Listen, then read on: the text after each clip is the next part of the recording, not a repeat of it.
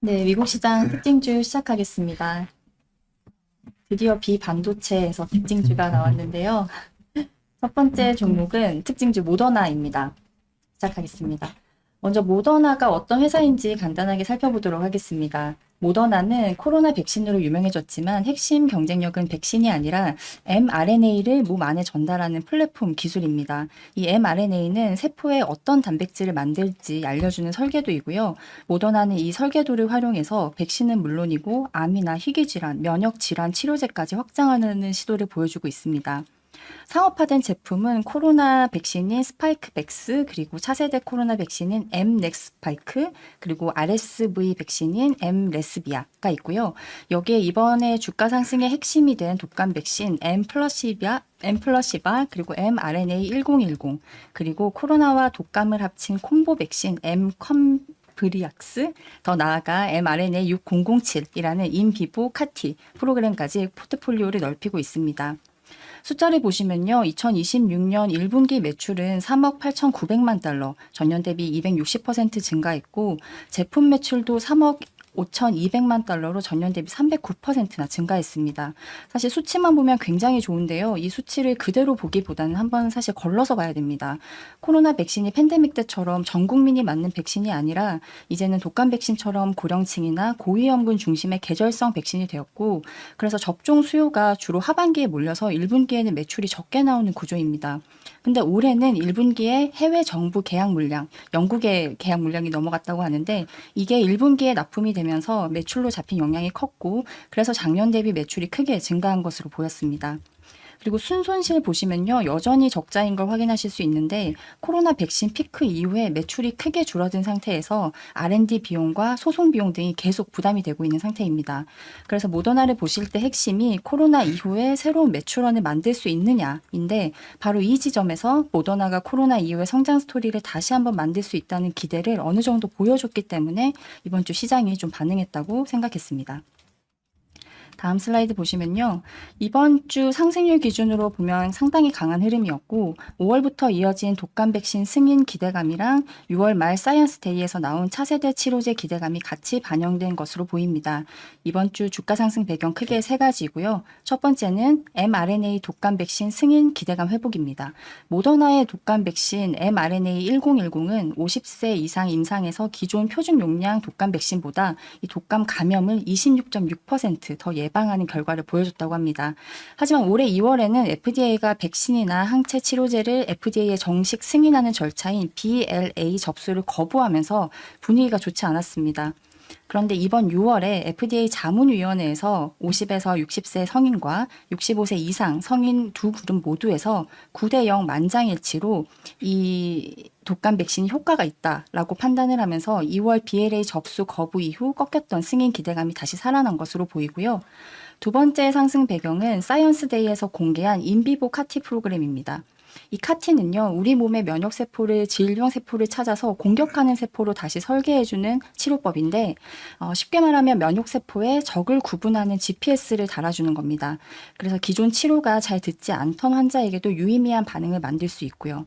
하지만 문제는 이 세포를 환자별로 다시 꺼내서 조작하고 다시 넣어야 돼서 시간과 비용이 굉장히 많이 듭니다. 제가 알아보니까 한 사람당 3억에서 5억 정도 한번 치료하는데 비용이 든다고 하더라고요. 모더나가 공개한 인비보 카티는 모더나의 mRNA 기반 플랫폼 기술을 활용해서 접근하는 방식이기 때문에 이 세포를 밖으로 꺼내서 고치는 게 아니라 이 mRNA를 몸 안에 담아서 면역세포에 직접 전달을 하고요. 그럼 면역세포가 그 mRNA 설계도를 읽고 일시적으로 칼티라는 인식 장치를 만들고 작동을 하게 만들어줍니다. 그래서 이게 만약 성공을 한다면 기존 카티의 가장 큰 약점이었던 시간과 비용, 생산성 문제를 크게 줄일 수 있어서 굉장히 긍정적이고요.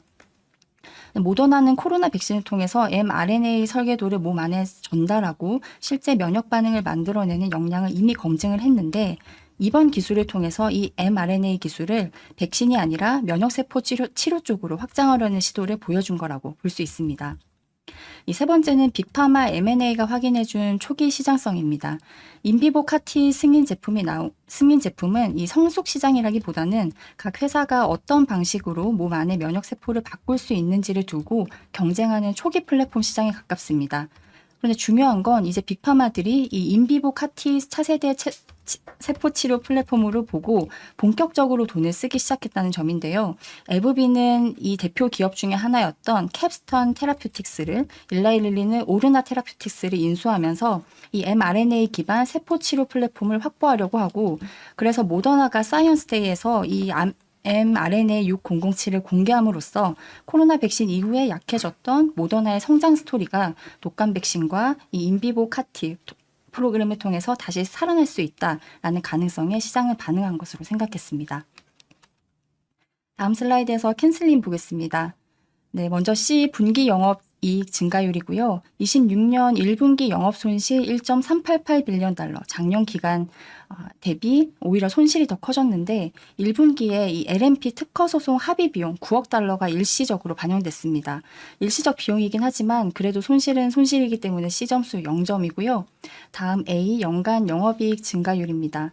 모더나는 2023년, 24년, 25년 모두 영업 손실을 기록했는데, 물론 보시면 손실의 폭이 줄어드는 방향은 긍정적이지만 아직 흑자 기업은 아니기 때문에 A도 0점 주었습니다.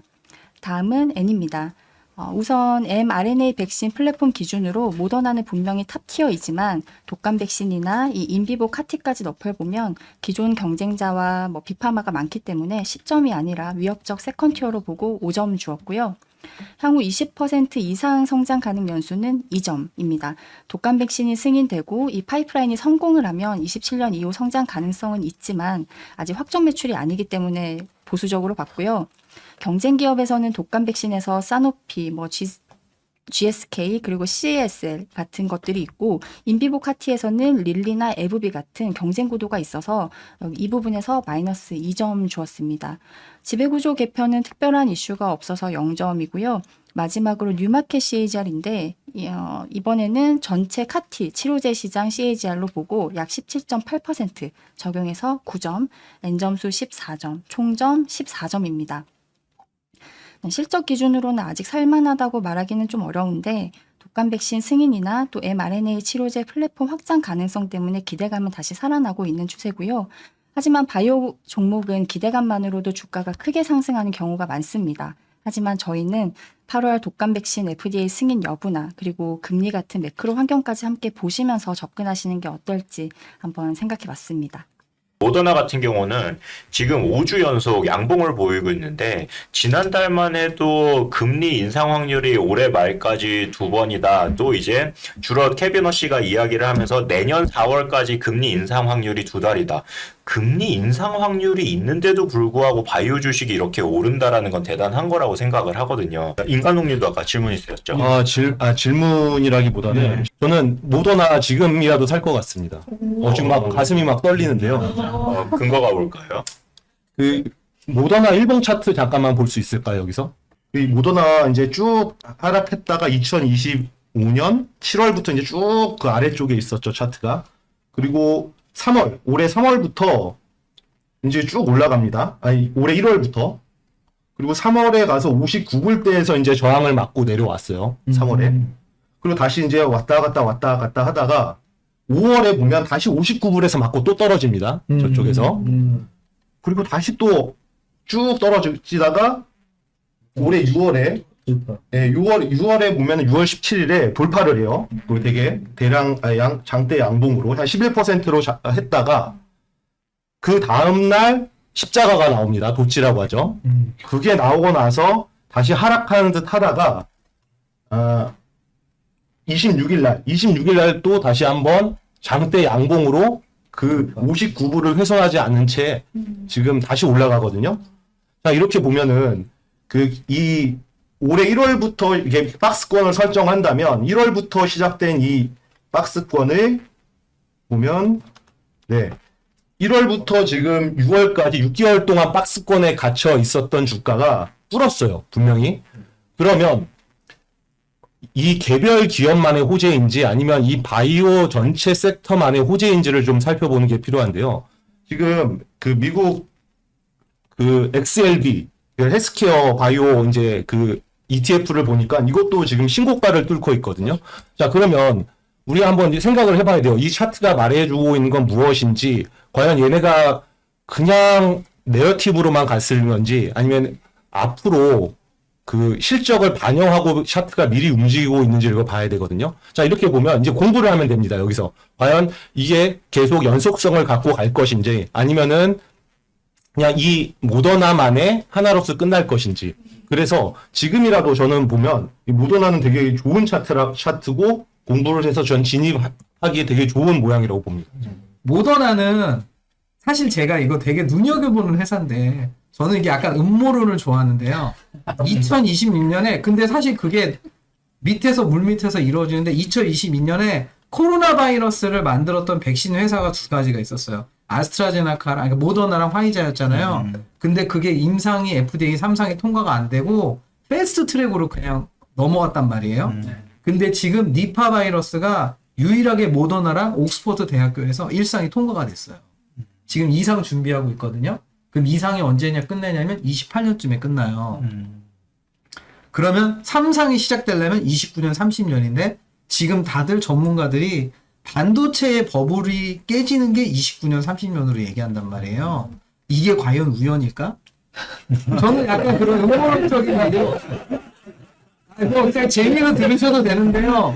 근데 저는 그게 너무 공고로웠어요. 그 모더나 패스트 트랙 할 때 왜냐하면 그렇게 된 사례가 한 번도 없었고 그리고 그 전해에 미국에서 팬데믹이 일어났을 때 어떻게 대처하냐는 포럼이 일어났단 말이에요.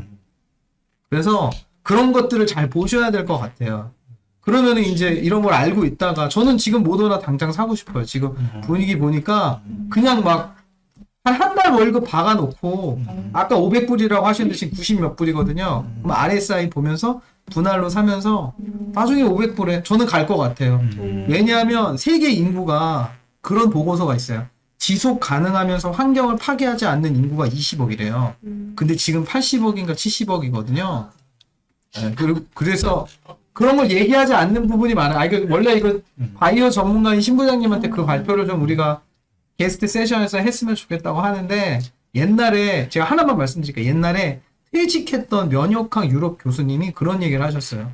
야, 이 코로나 바이러스는 내가 볼 때 아티피셜한 바이러스야. 이건 자연 발생하기 어렵다. 왜냐하면 자연 발생하는 바이러스들은요 보통 한 가지 기능만 발현이 돼요. 근데 코로나는 이상하게 멀티펑션해요. 그리고 거기에 그동안에 나왔던 안 좋은 바이러스들의 그런 DNA나 RNA 구조가 있다라는 거예요. 근데 자연계에서는요 돌연변이가 생기면 바이러스가 되게 죽어요. 그게 딱딱 살아남는 확률이 굉장히 적습니다.